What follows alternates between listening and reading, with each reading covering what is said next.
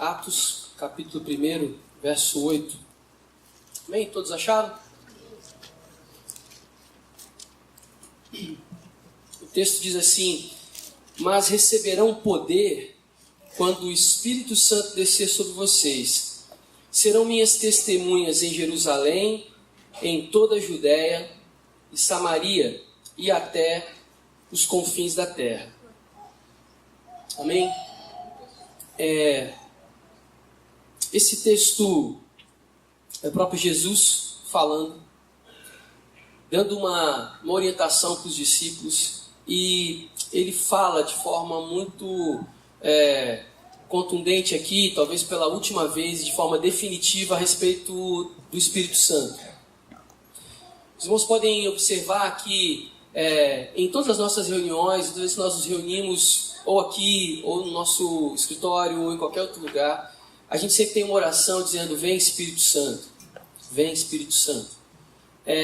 Isso não é um jargão, isso não é uma frase de efeito, isso é uma sentença do nosso coração, um desejo do nosso coração: vem Espírito Santo. E quando a gente faz isso, a gente não está pedindo para que ele venha como se ele não estivesse aqui, mas a gente faz isso, essa oração exprime o nosso desejo de que a vontade dele, a presença dele se manifeste em nosso meio.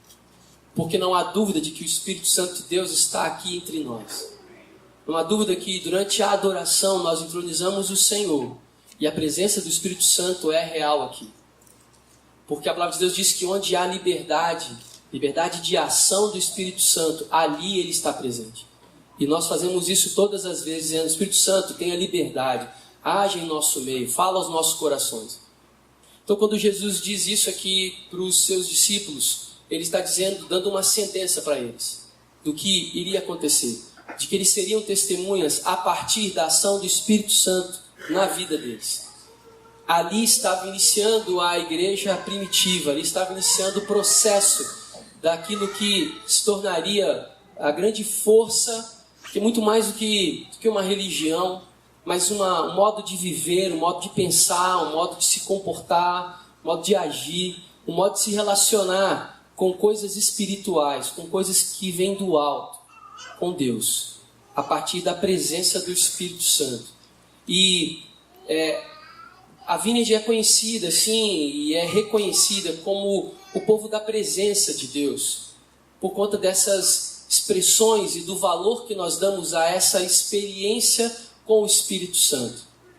Por isso, nosso momento de adoração é um momento em que, apesar de estarmos, eu falo sempre isso, apesar de estarmos aqui coletivamente, você tem toda a liberdade para ter a sua experiência com o Espírito Santo no momento da adoração. Por isso que algumas pessoas oram, algumas pessoas choram, algumas pessoas se alegram, algumas pessoas dançam, porque é a sua resposta, a resposta do seu ser, de quem você é, a essa presença, ao toque do Espírito Santo na sua vida. E é assim que nós cremos. Mas vem uma pergunta: quem é o Espírito Santo? Isso é muito relevante, isso é muito sério, porque talvez você venha de uma igreja de uma origem pentecostal ou neopentecostal, em que o Espírito Santo é algo muito natural e corriqueiro no meio da igreja, e algumas vezes até para quem não conhece muito, assim, não entende muito bem, é até um pouco estranho as formas, né, e os mecanismos e a maneira do modus operandi mesmo da comunidade. Mas mesmo que você tenha vindo de uma igreja tradicional, talvez você tenha já ouvido falar do Espírito Santo, da ação do Espírito Santo, do poder do Espírito Santo. Mas pouco se prega, pouco se ensina a respeito da pessoa do Espírito Santo. Então, a primeira coisa que eu quero dizer para você nessa manhã, em termos de ensino bíblico, assim, o Espírito Santo é uma pessoa. Ele é a terceira pessoa da Trindade. Sabe? Temos Deus Pai, Criador, Deus poderoso, dono de todo o universo, Criador de tudo que nós conhecemos. Isso é Deus. Tem o Filho enviado, Deus Filho. Nasceu de uma virgem, é o Verbo encarnado, viveu entre nós, habitou entre nós. Era a palavra, era aquilo que de Deus nós ouvimos, era Jesus, o Verbo. João falou, ele é o Verbo. No princípio era o Verbo estava com Deus, o Verbo era Deus, era Jesus.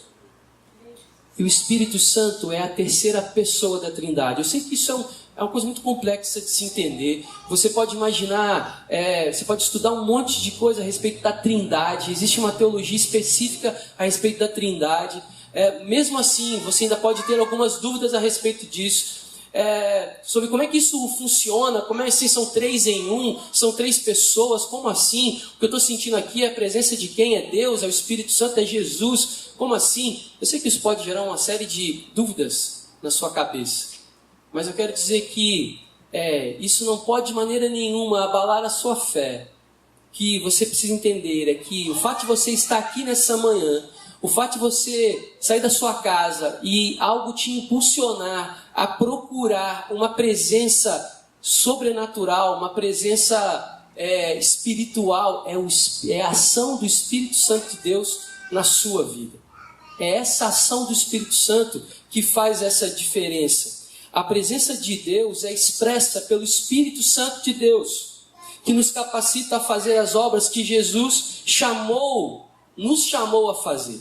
Então lá em Atos, quando Jesus está junto com os discípulos ali, ele está se despedindo ali, ele já tinha sido crucificado, já tinha sido sepultado e ressuscitado, e ele estava ali com os discípulos e passou com eles algum tempo, e nesse texto que nós vemos em Atos, Jesus está se despedindo, e ele está dizendo assim, olha, podem ficar tranquilos que eu vou, mas o Espírito Santo de Deus vai estar com vocês, é Ele que vai capacitar. Imagino que as dúvidas que você tem aí a respeito da sua vida, a respeito da ação do Senhor na sua vida, eram as dúvidas que aqueles homens e aquelas mulheres também tinham ali. O livro de Atos diz que estavam reunidos aproximadamente 120 pessoas ali. Era o culto ali da igreja, quando o Espírito Santo veio sobre eles. E vocês conhecem toda a história. E por que o Espírito Santo veio e qual a finalidade disso? E como que a gente reconhece essa pessoa do Espírito Santo? Então, alguns textos você não precisa abrir, eu vou só citá-los aqui.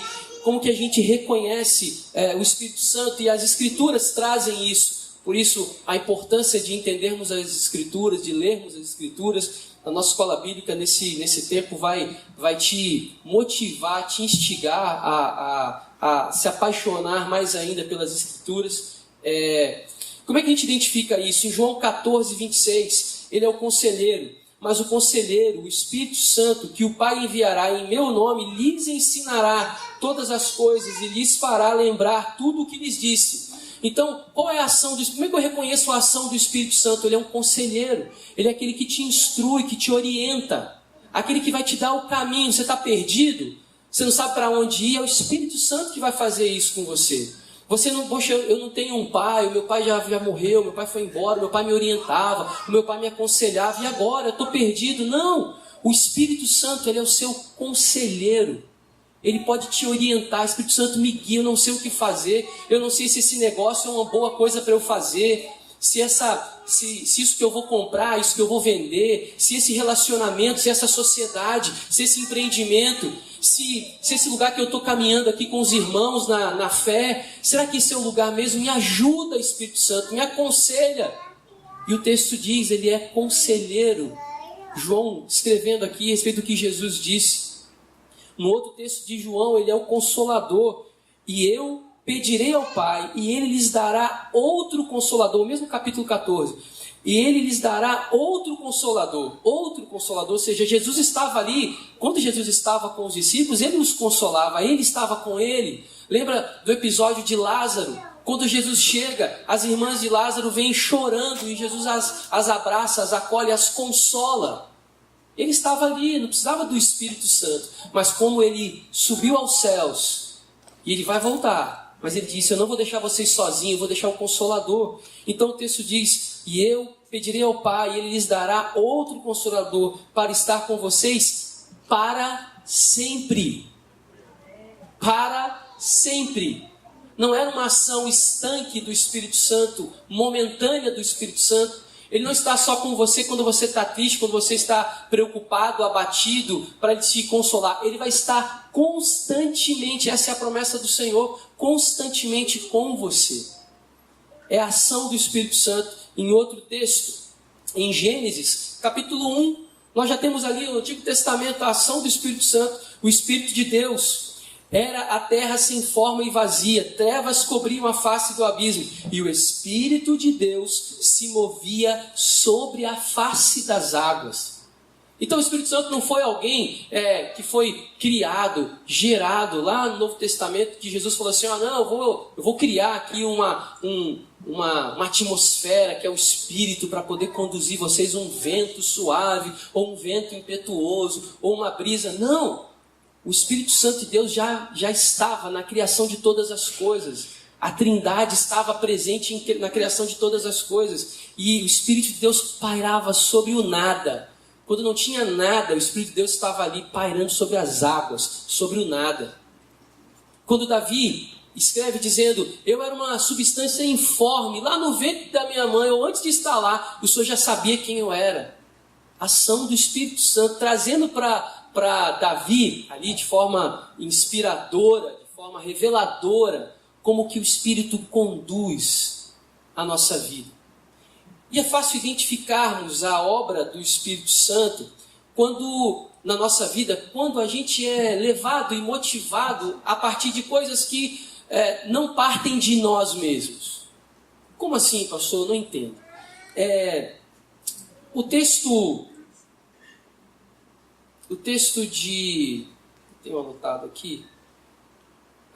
Gálatas 5. O texto de Gálatas 5 diz assim, por isso digo, vivam pelo Espírito e de modo nenhum satisfarão os desejos da carne, pois a carne deseja o que é contrário ao Espírito, e o Espírito o que é contrário à carne. Eles estão em conflito um com o outro, de modo que vocês não fazem o que desejam. Mas se vocês são guiados pelo Espírito Santo, não estão debaixo da lei. Esse texto de Gálatas é muito rico. E quando a gente consegue entender esse texto a partir dessa ação do Espírito Santo, essa ação contínua do Espírito Santo na vida do homem, isso é muito revelador para nós. Porque o apóstolo Paulo está dizendo aqui, se vocês são guiados pelo Espírito Santo, vocês não estão debaixo da lei. Então, vê se você consegue entender. Existem duas pessoas, vamos criar aqui dois personagens. Um personagem é um personagem que está sujeito, submetido, rendido à ação do Espírito Santo, o Espírito Consolador, o Espírito Orientador, o Espírito Santo de Deus na vida dele. E outro, não. São dois seres humanos, são duas pessoas amáveis, duas pessoas formidáveis, duas pessoas que você tem vontade de abraçar e levar para sua casa. Porém, uma é guiada pelo Espírito Santo de Deus, a outra não. O que vai acontecer é que aquilo que as duas estão fazendo, uma delas, a que é guiada pelo Espírito Santo, ela não está debaixo da lei. Ela não está debaixo da punição. Como assim, pastor? Então ela não peca? Ela não erra? Não. Os dois são pecadores. Faltou dizer isso. O que tem o Espírito Santo e o que não tem, os dois são pecadores. Mas a diferença é que o que tem o Espírito Santo, quando eu peco, quando você peca e você tem o Espírito Santo, imediatamente o Espírito Santo começa a te orientar, a dizer, cara, você vacilou, você falou o que não devia ter dito, você fez o que não devia ter feito. E agora, como é que você vai consertar isso? Aí você fala, me ajuda, eu não sei, porque eu sou meio Gabriela, cravo e canela, eu nasci assim, eu cresci assim, eu vou morrer assim. Aí o Espírito Santo fala assim, não, você não precisa ser Gabriela, cravo e canela. Você pode ser transformado, você pode ser mudado. Eu estou aqui, eu vou te conduzir, eu vou te ajudar. Aí você começa a chorar e você fala assim, mas eu não consigo. Eu já tenho 30, 40 anos, eu já briguei com todo mundo. Ninguém me suporta mais, não tem jeito para mim. O Espírito Santo falando, não, cara, tem jeito sim. Aqui, deixa eu falar uma coisa para você. Tinha um cara que era assim igual você, brutamonte, brigão, sabe? Meio bravo assim, meio bruto. Era pescador. E um dia ele teve um encontro com Jesus. E a partir de um determinado momento, eu comecei a fazer um trabalho, uma obra no coração dele, porque ele permitiu, ele abriu. Cara, esse cara se tornou um cara amoroso. Um cara que falava e as pessoas choravam só de ouvir ele falar. Tamanha era a doçura saindo da boca dele. Você fala assim, não, mas comigo não dá. Essa é a diferença.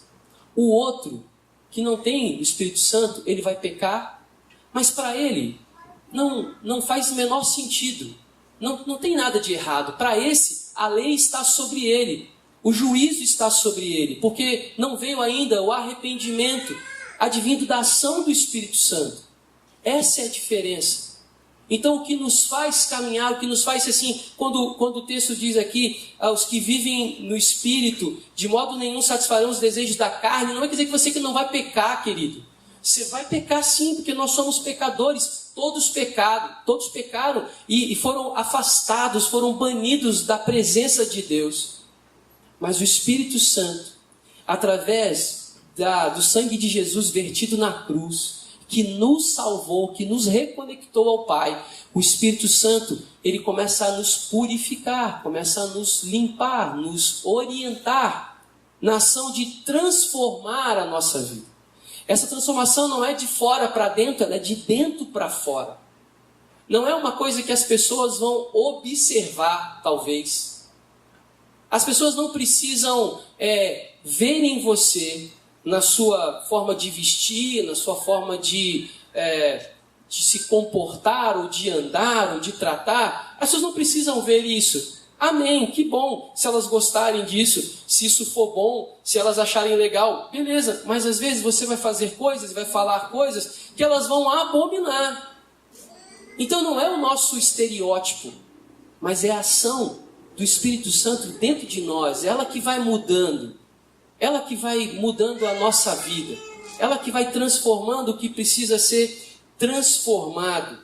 Quando Paulo escreve essas palavras no livro de Gálatas, ele está lembrando a igreja que a vinda do Espírito é a vinda da presença de Deus para o seu povo.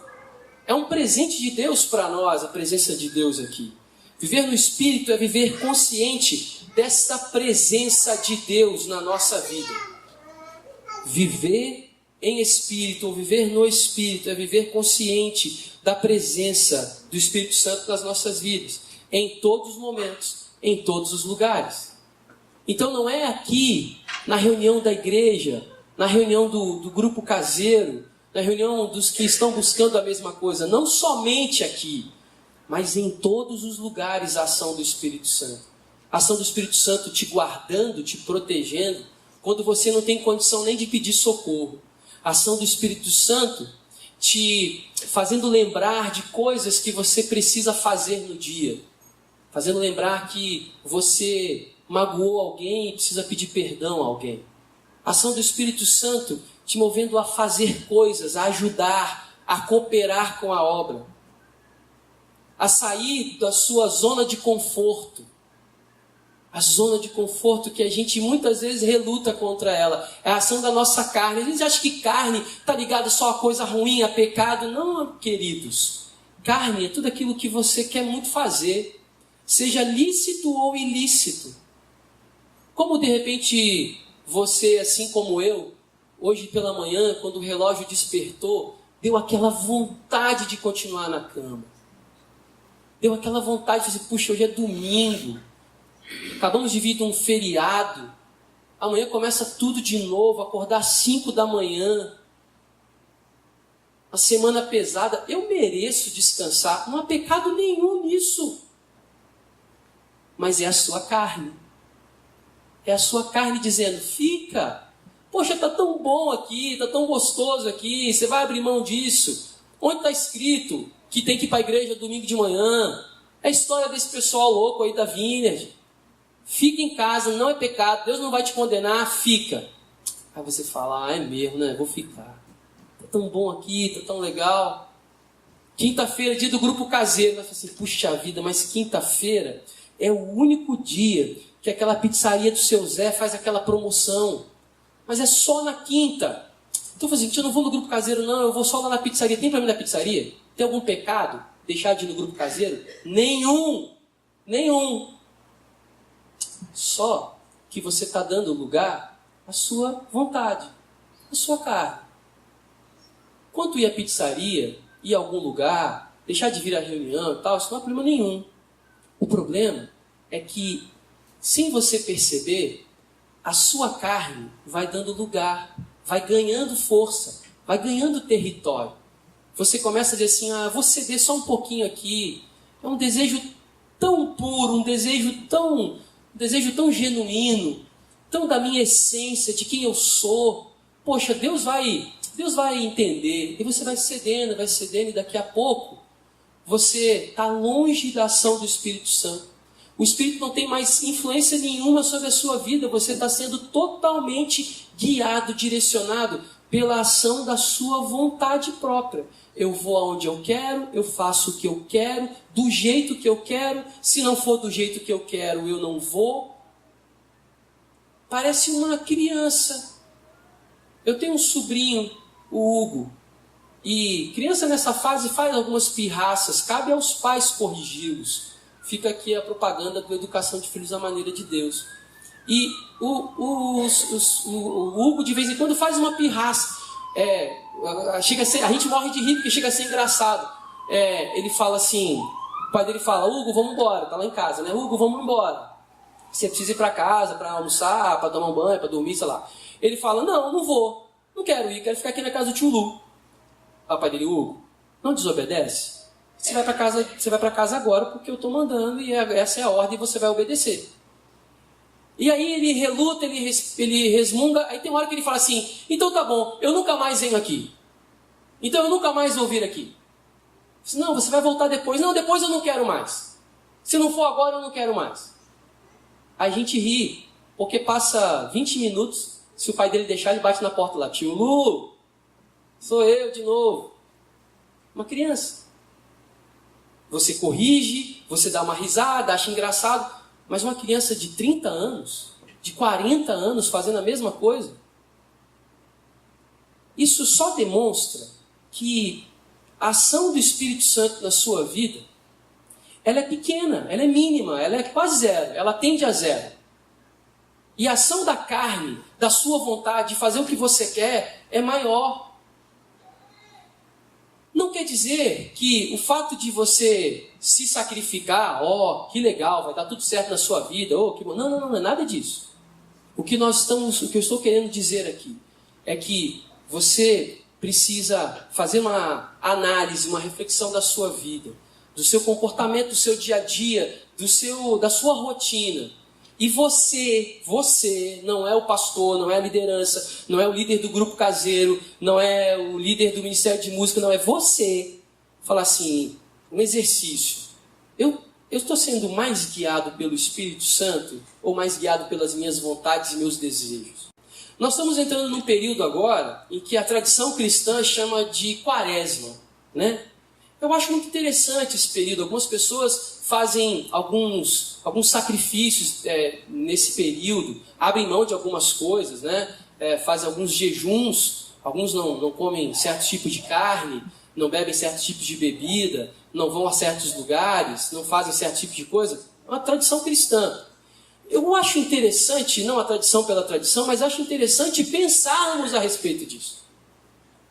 Porque antes de criticar, isso é religiosidade, isso é não sei o quê, isso é tradição católica. Antes de fazer isso, que momento da sua vida você para a sua caminhada e fala assim: eu vou dar um tempo aqui e vou pensar a respeito de algumas coisas.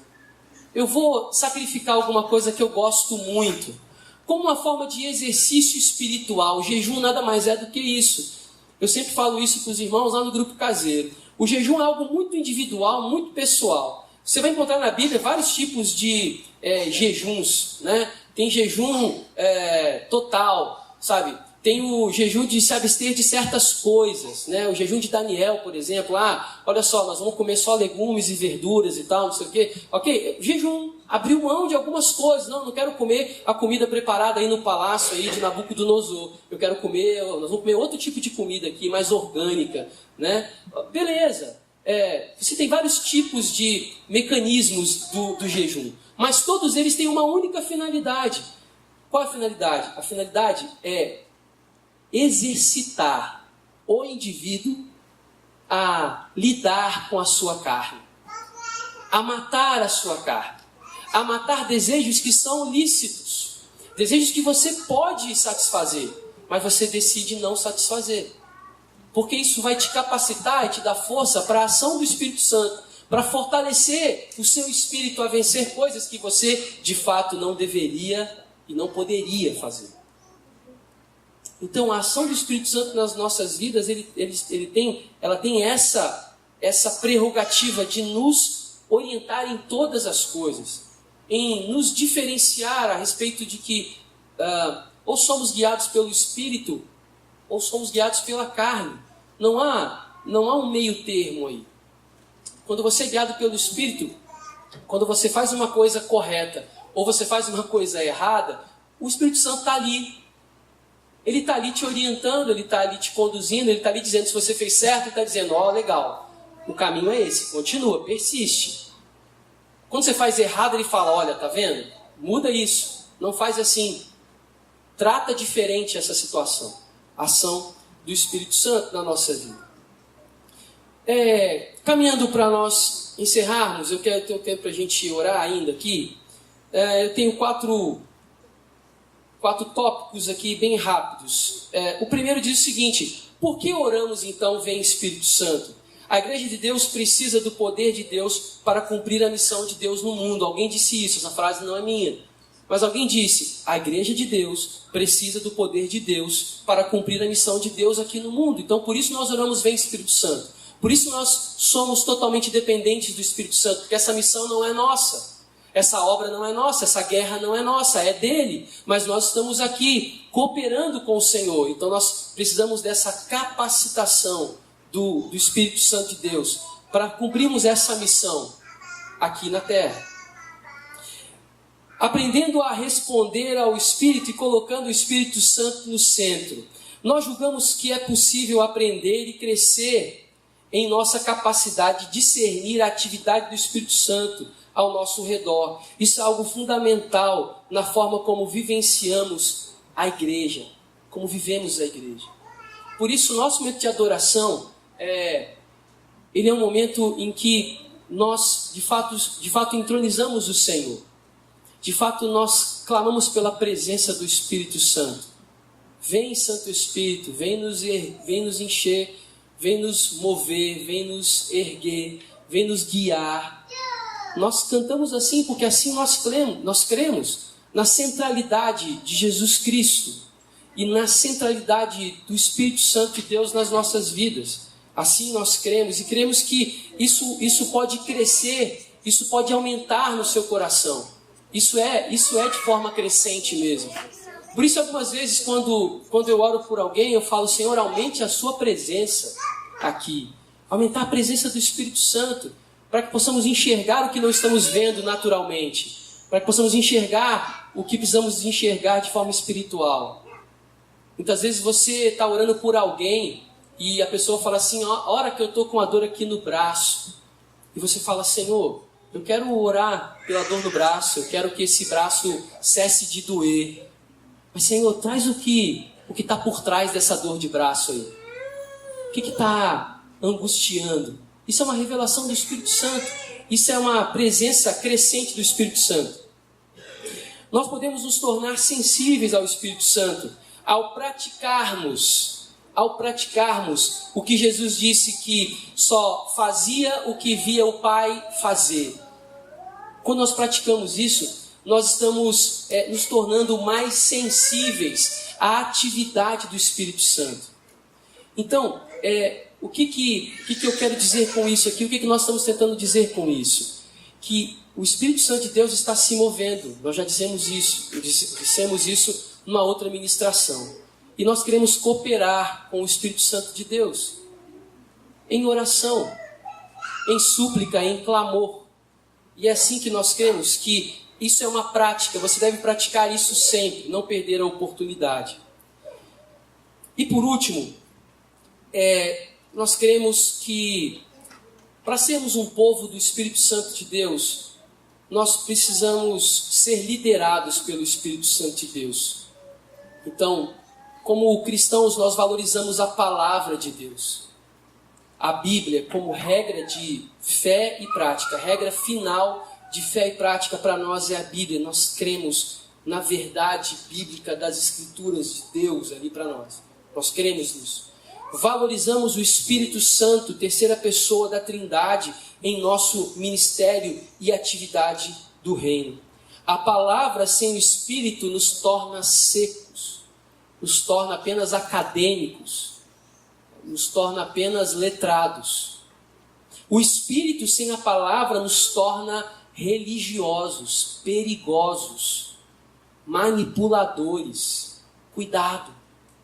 Se a palavra sem o Espírito não tem essência, o Espírito sem a palavra não tem governo, não tem ação, não tem direção. É perigoso. A palavra e o Espírito de Deus juntos nos fazem crescer. Na Vineyard eles usam uma expressão que hoje está muito em moda, né? A expressão empoderados, né? Evangelicais empoderados. Tem um artigo com esse título. Empoderados não no sentido de poder terreno, sabe? De ação e tal, não. Empoderados no sentido de ser usado pelo poder do Espírito Santo. É assim que nós cremos. E nós queremos orar agora a respeito disso. Essas palavras que nós temos ministrado aqui a respeito dos dons do Espírito Santo, da ação do Espírito Santo, queridos, nós vamos insistir nisso, porque é nisso que nós cremos, sabe? Você precisa, e é bom saber, né, que estamos em casa, em família, que você precisa saber que família é essa que você pertence, em que nós cremos, como nós agimos, como nós nos movemos, como nós nos conduzimos, assim, como nós somos conduzidos. É importante saber isso. Quando a gente faz uma ação dessa de forma muito prática, né? Nós estamos, de certa forma, dividindo um grupo, né? Retirando pessoas de um grupo caseiro para começar um outro grupo caseiro. Isso é uma ação do Espírito Santo, é uma resposta ao Espírito Santo de Deus. Então, nós conduzimos as coisas dessa maneira, de forma prática e de forma sobrenaturalmente natural. Então, orar por enfermos, o ministério de Jesus tinha uma abrangência muito grande, mas duas coisas primordiais você vai encontrar nos relatos dos evangelhos ali. Você vai encontrar Jesus ensinando e Jesus orando por pessoas, por cura de pessoas. Ele curou paralítico, ele curou cego, ele curou leproso, ele ressuscitou mortos e ele ensinou. Então, pensando nessas duas ações aí, a palavra, o ensino e a ação do Espírito Santo para curar, para transformar, para salvar, é assim que nós cremos, é assim que nós nos movemos. Então eu queria que você fechasse os seus olhos e que você orasse ao Senhor nessa manhã e desse espaço para que o Espírito Santo falasse ao seu coração. Então, faça apenas uma oração, diga: vem Espírito Santo. Vem Espírito Santo e fala comigo.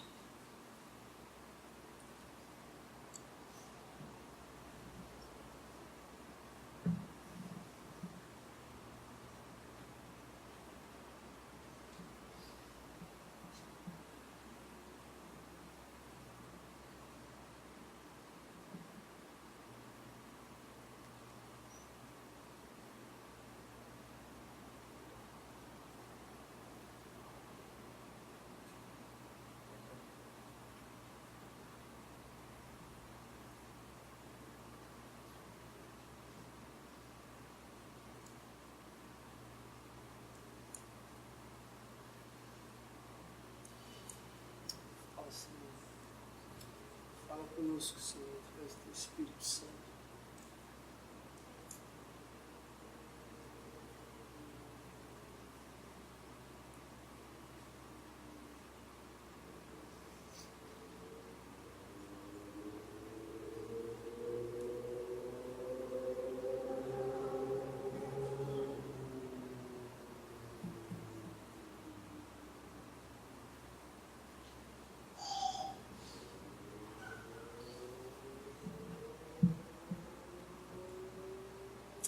Obrigado, Espírito Santo.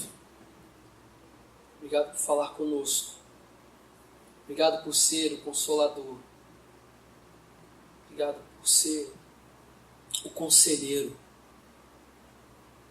Obrigado por cuidar de nós, todos os detalhes. todos os detalhes. E obrigado por se importar com a nossa vida.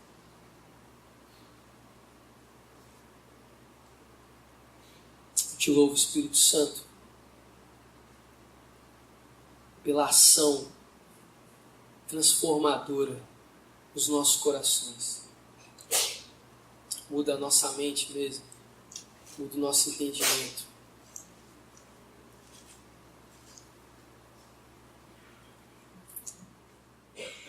Amém.